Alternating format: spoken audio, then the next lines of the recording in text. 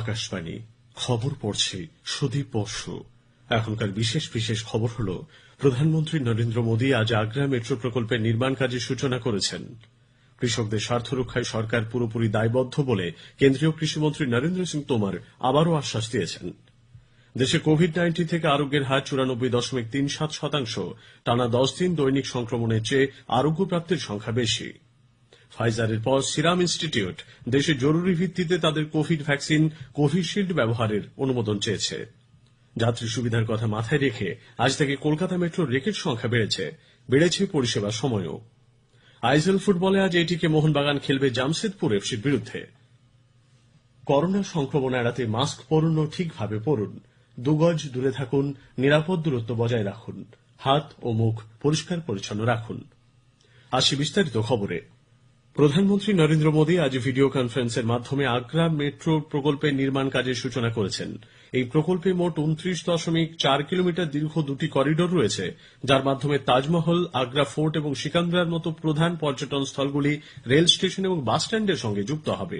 প্রকল্পটির উদ্বোধন করতে গিয়ে প্রধানমন্ত্রী বলেন, आगरा के पास बहुत पुरातन पहचान तो हमेशा रही, अब इसमें आधुनिकता का नया आयाम जुड़ रहा। सैकड़ों वर्षों का इतिहास संजोए ये शहर अब 21वीं सदी के साथ कदम ताल मिलाने के लिए तैयार हो रहा है। भाइयों और बहनों, आगरा में स्मार्ट सुविधाएं विकसित करने के लिए पहले ही लगभग 1000 करोड़ रुपए के प्रोजेक्ट पर काम चल रहा है। 8000 करोड़ रुपए से अधिक का ये मेट्रो प्रोजेक्ट आगरा में स्मार्ट सुविधाओं के निर्माण से जुड़े मिशन को और मजबूत करेगा। আগামী 5 বছরের মধ্যে প্রকল্পের কাজ সম্পূর্ণ হবে। এজন্য খরচ ধার্য করা হয়েছে 8,379 কোটি টাকা।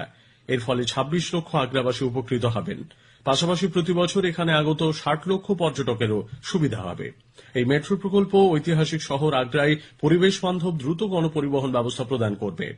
আগ্রার পিএসসি প্যারেড ময়দানে আয়োজিত অনুষ্ঠানে কেন্দ্রীয় আবাসন ও নগর উন্নয়ন মন্ত্রী হরদীপ সিং পুরী, উত্তরপ্রদেশের মুখ্যমন্ত্রী যোগী আদিত্যনাথ এবং অন্যান্য ব্যক্তিবর্গ উপস্থিত ছিলেন।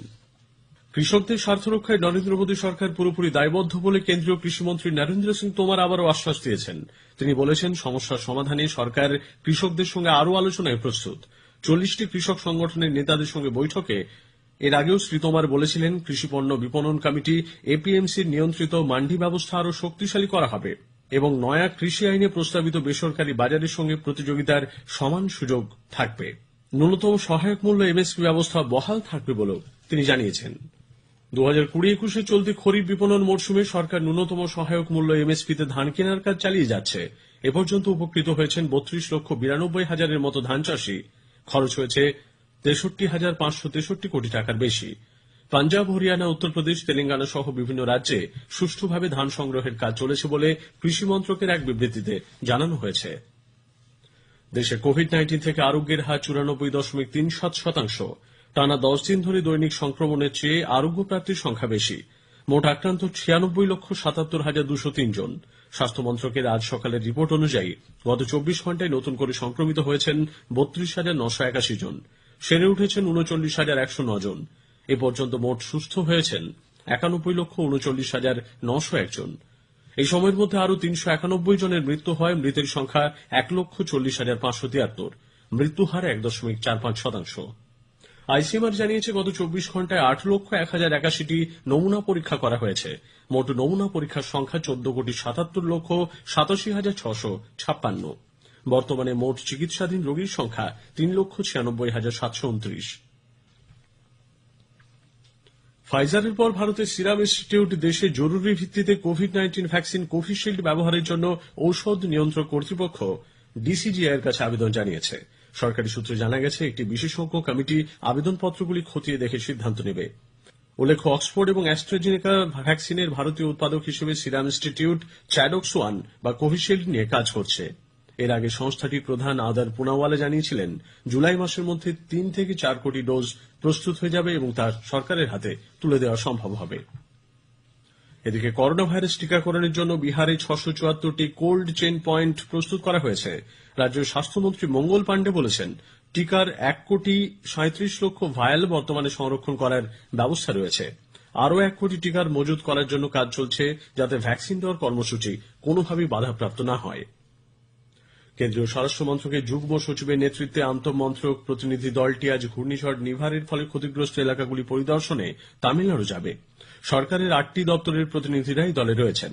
একটি দল আজ কাঞ্চিপুরম, ভেল্লোর, চেঙ্গালপাট্টু যাবেন। অপর দলটি পুদুচেরি, কুড্ডালোর এবং ভিল্লুপুরম পরিদর্শন করবেন। আগামীকাল তাঁরা ফের চেন্নাইয়ে মিলিত হয়ে রাজ্য সরকারি প্রতিনিধিদের সঙ্গে পর্যালোচনা বৈঠক করবেন। দলটির দেওয়া রিপোর্টের উপর ভিত্তি করে কেন্দ্রীয় সরকার ক্ষতিপূরণ প্যাকেজের ঘোষণা করবে। কর্ণাটকে রাজ্য বিধানসভার শীতকালীন অধিবেশন আজ শুরু হচ্ছে। এর আগে গতকাল অধ্যক্ষ বিশ্বেশ্বর হেগড়ে কাগেরি অধিবেশন শুরুর প্রস্তুতি খতিয়ে দেখেন। কোভিড-19 বিধি মেনে আগামী 15ই ডিসেম্বর পর্যন্ত এই অধিবেশন চলবে। এবারের অধিবেশনে 10টি বিল উত্থাপন করা হবে। খবর শুনছেন আকাশবাণী থেকে। যাত্রী সুবিধার কথা মাথায় রেখে আজ থেকে কলকাতা মেট্রো রেকের সংখ্যা বেড়েছে। আজ থেকে বাড়তি 14টি ট্রেন চলবে। ফলে আপ ও ডাউন লাইনে মোট ট্রেনের সংখ্যা হচ্ছে 204টি। সকাল 8টার বদলে সকাল 7টা থেকেই পরিষেবা পাওয়া যাবে। পরিবর্তন হয়েছে শেষ ট্রেনের সময়েও। রাত 9টার পরিবর্তে 2 প্রান্তিক স্টেশন থেকেই শেষ ট্রেন ছাড়বে রাত 9:30টায়। যাত্রী স্বাচ্ছন্দ্যে মেট্রো বেশ কিছু সুবিধার কথাও ঘোষণা করেছে। সকাল 7টা থেকে 8:30 এবং রাত 8টার পর লাগবে না ই পাস। প্রবীণ নাগরিক, মহিলা এবং 15 বছরের কম বয়সের কিশোর কিশোরীদেরও ই পাস লাগবে না। সশস্ত্র বাহিনীর আজ পতাকা দিবস। এই উপলক্ষে উপরাষ্ট্রপতি এম ভেঙ্কাইয়া নাইডু প্রত্যেক দেশবাসীকে শহীদ জওয়ান, যুদ্ধক্ষেত্রে গুরুতর জখম সেনা এবং তাদের পরিবারের প্রতি কৃতজ্ঞতা প্রদর্শন করে স্বেচ্ছায় সশস্ত্র বাহিনীর পতাকা দিবস তহবিলে দান করার আহ্বান জানিয়েছেন। এক টুইট বার্তায় শ্রী নাইডু বলেন, জওয়ানরা দেশের রক্ষাকর্তা। দেশবাসীকে রক্ষা করতে তাঁরা অনেক ত্যাগ স্বীকার করেন। শুভেচ্ছা জানিয়েছেন প্রধানমন্ত্রী নরেন্দ্র মোদীও। তিনি দেশরক্ষকদের আত্মবলিদান এবং বীরত্বকে কুর্নিশ জানিয়েছেন। কেন্দ্রীয় দূষণ নিয়ন্ত্রণ পর্ষদ সিপিসিবি যমুনা নদীতে দূষণের বিষয়ে উদ্বেগ প্রকাশ করেছে। নিকাশি ব্যবস্থাকে আরও কার্যকরভাবে বর্জ্যমুক্ত করে তোলার জন্য পর্ষদ দিল্লি, হরিয়ানা সহ রাজ্যগুলিকে বলেছে এ মাসের 15 তারিখের মধ্যে এই বিষয়ে কি পদক্ষেপ করা হলো তার সবিস্তার রিপোর্ট জমা দিতে সিপিসিবি নির্দেশ দিয়েছে। উল্লেখ্য, যমুনা নদীতে অ্যামোনিয়ার মাত্রাতিরিক্ত উপস্থিতি ধরা পড়েছে। হরিয়ানা ও উত্তরপ্রদেশের দূষণ নিয়ন্ত্রণ পর্ষদের সঙ্গে সঙ্গে দিল্লি জল বোর্ডকেও ব্যবস্থা গ্রহণের কথা বলা হয়েছে। আকাশপথে নাশকতা ষড়যন্ত্রের গোয়েন্দা তথ্যের প্রেক্ষিতে মুম্বাই পুলিশ ড্রোন, প্যারাগ্লাইড, রিমোট চালিত হালকা উড়োজাহাজের ওপর নিষেধাজ্ঞা আরোপ করেছে। আইন ভঙ্গকারীদের বিরুদ্ধে শাস্তিমূলক ব্যবস্থা নেওয়া হবে বলে সরকার জানিয়েছে। বাংলাদেশ সরকার ভুটানের সঙ্গে অগ্রাধিকারমূলক বাণিজ্য চুক্তি বা পিটিএতে স্বাক্ষর করেছে। এর ফলে দুই দেশের মধ্যে একগুচ্ছ পণ্যের শুল্কমুক্ত লেনদেন সম্ভব হবে। বাংলাদেশের বাণিজ্যমন্ত্রী টিপু মুনশি এবং ভুটানের বাণিজ্যমন্ত্রী লোকনাথ শর্মা চুক্তিতে সই করেন। ভিডিও কনফারেন্সিং এর মাধ্যমে উপস্থিত ছিলেন বাংলাদেশের প্রধানমন্ত্রী শেখ হাসিনা এবং ভুটানের প্রধানমন্ত্রী লোটে শেরিং। আফগান শান্তি চুক্তিতে বিশেষ মার্কিন মধ্যস্থতাকারী জালমে খলিলজাদ তালিবান শীর্ষ নেতা মুল্লা বারাদার এবং প্রধান মধ্যস্থতাকারী আব্দুল হাকিমের সঙ্গে সাক্ষাৎ করেছেন। মার্কিন তালিবান শান্তি প্রক্রিয়া এবং আটক বন্দীদের মুক্তি দেওয়ার বিষয়ে আলোচনা হয়েছে। উল্লেখ্য, গত শনিবার কাতারে আফগান শীর্ষ নেতৃত্বের বৈঠক অনুষ্ঠিত হয়। শান্তি প্রক্রিয়াকে দীর্ঘমেয়াদী করতে একটি উচ্চ পর্যায়ের কমিটি গঠন বিষয়ে আলোচনা হয়েছে। হংকংয়ের প্রশাসনিক কর্তৃপক্ষ গণতন্ত্রপন্থী প্রাক্তন আইন প্রণেতা টেড হুই চি ফুং এর সব ব্যাংক অ্যাকাউন্ট ফ্রিজ করে দিয়েছে। তার বিরুদ্ধে অর্থ পাচার এবং জাতীয় নিরাপত্তা আইন ভঙ্গের অভিযোগ আনা হয়েছে। সম্প্রতি টেড হুই সপরিবারে ব্রিটেনে পালিয়ে যান। সোশ্যাল মিডিয়ায় তিনি নিজের এবং তার পরিবারের সদস্যদের ব্যাংক অ্যাকাউন্ট ফ্রিজ হওয়ার কথা জানিয়েছেন। গোয়ার তিলক ময়দানে ইন্ডিয়ান সুপার লিগ আইএসএল ফুটবলে আজ এটিকে মোহনবাগান জামশেদপুর এফসির মোকাবিলা করবে। খেলা শুরু হবে সন্ধ্যে 7:30টায়। এটিকে মোহনবাগান টানা 3 ম্যাচ জিতে 9 পয়েন্ট নিয়ে লীগ তালিকার দ্বিতীয় স্থানে আছে। সমসংখ্যক খেলায় জামশেদপুর এফসি 2 পয়েন্ট পেয়ে 11 দলের আইএসএল এ 8ম স্থানে রয়েছে। শেষ করার আগে খবরের বিশেষ কিছু অংশ আরেকবার। প্রধানমন্ত্রী নরেন্দ্র মোদী আজ আগ্রা মেট্রো প্রকল্পের নির্মাণ কাজের সূচনা করেছেন। কৃষকদের স্বার্থ রক্ষায় সরকার পুরোপুরি দায়বদ্ধ বলে কেন্দ্রীয় কৃষিমন্ত্রী নরেন্দ্র সিং তোমর আবার আশ্বাস দিয়েছেন।